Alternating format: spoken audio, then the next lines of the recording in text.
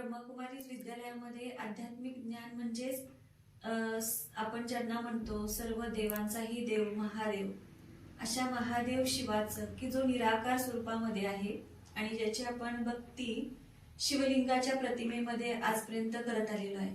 तर हा निराकार शिव परमात्मा ब्रह्माच्या साकार माध्यमाच्या द्वारे सर्वांना ज्ञान देत आहे. निराकार शिवाचं ज्ञान या ठिकाणी दिलं जातं आणि या ठिकाणी येणाऱ्यांना हे लक्ष दिलं जातं की आपल्याला इथं हे ज्ञान कशासाठी घ्यायचंय. तर हे सांगितलं जातं की नर ऐसा कर्म करे जो श्री नारायण बने और नारी ऐसा कर्म करे जो श्री लक्ष्मी बने. म्हणजे आपण आपल्या दिवसभर कामामध्ये बिझी असतो, परंतु ते काम अशा पद्धतीनं केलं पाहिजे, अशा दैवी गुणांनी युक्त आपण काम केलं पाहिजे की ते आपल्याला साधारण मानवापासून देवता बनवण्याचं कर्म ठरेल. असं आध्यात्मिक ज्ञानाचं मार्गदर्शन परमात्म्याद्वारे आपल्याला केलं जातं.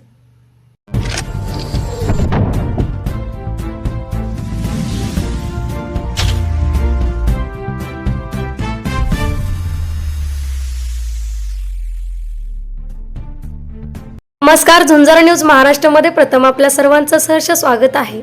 तर आज आपण बिदाल नगरीमध्ये आहोत. बिदाल नगरीमध्ये ब्रह्मकुमारी संस्थेमध्ये आज आपण आलो आहोत. चला तर जाणून घेऊया नेमकं ब्रह्मकुमारी ही संस्था कशा संदर्भात आहे. नमस्कार दीदी, काय सांगाल ही ब्रह्मकुमारी याबद्दल?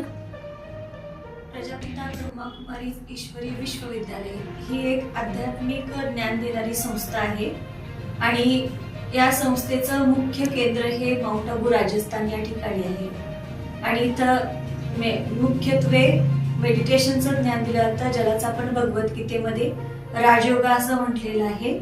तर निराकार परमात्मा प्रजापिता ब्रह्माच्या माध्यमातून सर्व मनुष्यांना हे ज्ञान देत आहे.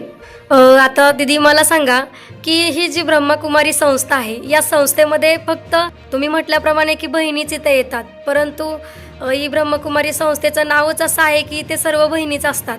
मग याच्यामध्ये नक्की प्रवेश फक्त बहिणींनाच असतो की अदर सर्व पुरुष महिला या सर्वांना असतो? या ठिकाणी ज्ञान घेण्यासाठी सर्वजण येऊ शकतात.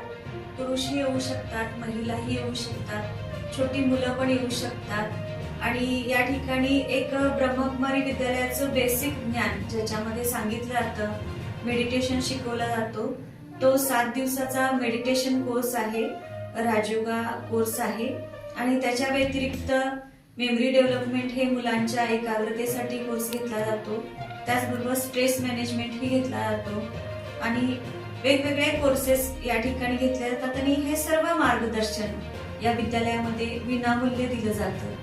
कारण हाच उद्देश आहे की जे जे आपणासी ठावे ते दुसऱ्याशी सांगावे, शहाणे करून सोडावे सकळ जन.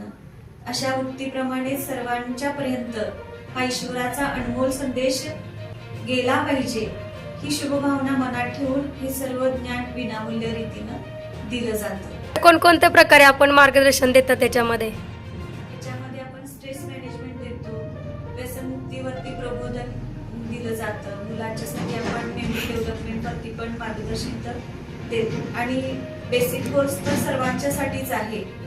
महिला सशक्तीकरणासाठी सुद्धा महिलांना मार्गदर्शन केलं जातं. सर्वांना चारित्र्य संपन्न जीवन जगण्यासाठी, गुणवान जीवन, व्यसनमुक्त जीवन जगण्यासाठी इथं प्रेरणा दिली जाते. ब्रह्मकुमारी संस्था एक भगिनी संस्था आहे. म्हणजे या संस्थेमध्ये जे काही संचलनाचं कार्य आहे हे बहिणींच्या द्वारे केलं जातं, परंतु या ठिकाणी सर्व वयोगटाचे आणि सर्व धर्माचे लोक या ठिकाणी ज्ञान घेण्यासाठी येऊ शकतात. हा जो शांतीस्तंभ आहे तो नेमका कशा प्रकारे असतो आणि याच्याबद्दल तुम्ही काय सांगाल?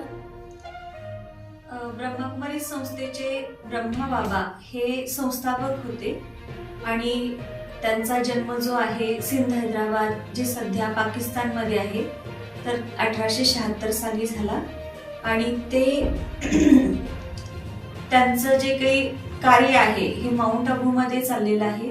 माउंट आबू हे ठिकाण त्यांनी तपस्येसाठी निवडलं. त्यांनी अनेक वर्ष त्या ठिकाणी तपस्या केली आणि 18 जानेवारी 1969 साली त्यांचं देहावसन झालं. त्यामुळं माउंट आबूच्या संकुलामध्ये शांतीस्तंभ नावाचा हा स्तंभ तिथं उभारण्यात आला. हे त्यांचं स्मारक आहे. हे शांतीचं स्मारक असं सुद्धा म्हटलं जातं. आणि जगातून अनेक लोक या जानेवारी महिन्यामध्ये त्या ठिकाणी तपस्या करण्यासाठी येतात. तिथले पवित्रतेचे व्हायब्रेशन जीवनामध्ये धारण करण्यासाठी तिथं येत असतात. गेल्या 2 दिवसापूर्वी तुम्हाला एक व्यसनमुक्तीचा पुरस्कार भेटला, मानदेश भूषण पुरस्कार, आणि तो पुरस्कार तुम्हाला ब्रह्मकुमारी म्हणून भेटला. त्याबद्दल तुम्ही काय सांगाल? हो, ब्रह्मकुमारी संस्थेच्या वेगवेगळ्या विंग्स आहेत, वेगवेगळे प्रभाग आहेत. एकूण 19 प्रभाग आहेत आणि त्या प्रभागामध्ये मेडिकल विंग पण आहे. ज्या मेडिकल विंग मध्ये अनेक डॉक्टर्स, नर्सेस आपलं योगदान देत आहेत. आणि या मेडिकल विंग तर्फेच समाजामध्ये आपण व्यसनमुक्तीचा प्रोजेक्ट राबवतो.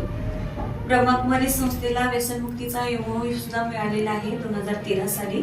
आणि अनेक गावांच्या मध्ये, अनेक शहरांच्या मध्ये सर्व वयोगटातील व्यक्तींना आपण व्यसनमुक्त राहण्यासाठी प्रेरणा देत आहोत. मग वेगवेगळ्या प्रकारची व्यसनं आहेत, जसं की तंबाखू, बिडी, सिगरेट, चरस, गांजा किंवा दारू, वेगवेगळ्या अशा प्रकारचे अंमली पदार्थ. या व्यसनातून सुद्धा सोडवण्यासाठी मार्गदर्शन, जागृती दिली जाते, काउन्सिलिंग केलं जातं आणि औषधोपचार पण त्यांना दिला जातो. त्याचबरोबर त्यांना मेडिटेशनही शिकवलं जातं. कारण मेडिटेशनच्या द्वारे सुद्धा काही लोकांनी आपलं मनोबल वाढवून बिना दवाईचं त्यांनी आपलं स्वतःचं व्यसन त्याग केलेलं आहे. आणि मला सांगण्यासाठी हा अभिमान वाटेल की ब्रह्मकुमारीमध्ये लाखो युवक आज हे ज्ञान सुद्धा घेत आहेत आणि ते व्यसनमुक्त जीवन जगत आहेत. तुम्ही गावोगावी जाऊन व्यसनमुक्तीचा प्रचार केला आणि त्या माध्यमातून प्रत्येक व्यक्तीला आपण व्यसनमुक्त करत आहात. खरं तर ही अनमोल गोष्ट आहे. आणि या संदर्भात मला असं वाटतं की तुम्ही येणाऱ्या पिढीला, म्हणजेच या जगातील सर्वसामान्य जनतेंना असा कोणता संदेश देऊ शकता जेणेकरून ही जनता व्यसनमुक्त किंवा या सगळ्या गोष्टीतून निवारण करेल? तसं या ब्रह्मकुमारी संस्थेचं ब्रीदवाक्यच आहे की स्वपरिवर्तनातून विश्व परिवर्तन. इथं सर्वश्रेष्ठ परमात्म्याचं ज्ञान दिलं जातं की जे ज्ञान आपल्याला जीवनामध्ये आपण येणाऱ्या परिस्थितीमध्ये पॉझिटिव्ह राहिलं पाहिजे आणि दुसऱ्यांच्यामध्ये बदल करणं अशक्य आहे. त्यामुळं आपल्याला जर उन्नती करायची असेल, आपल्याला एखादं ध्येय गाठायचं असेल किंवा आपल्या जीवनामध्ये सुख शांती आपल्याला अवलंब करायची असेल तर प्रत्येकाने स्वतःच्या जीवनावर फोकस केला पाहिजे आणि स्वतःमधल्या अवगुणांना परिवर्तन केलं पाहिजे, स्वतःमधल्या वाईट सवयींना परिवर्तन केलं पाहिजे. कारण आपण बदललो तर निश्चितच जग बदलायला वेळ लागणार नाही.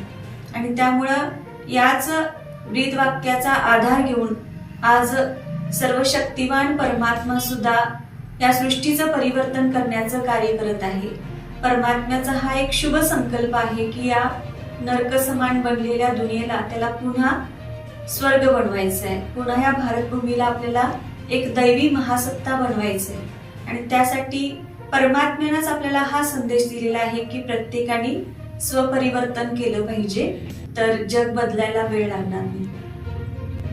खऱ्या अर्थाने आज आपण आपल्या झुंजार न्यूज महाराष्ट्र परिवारात अनमोल असं मार्गदर्शन केल्याबद्दल धन्यवाद. तुमचे पण विद्यालयाच्या तर्फे खूप खूप आभार.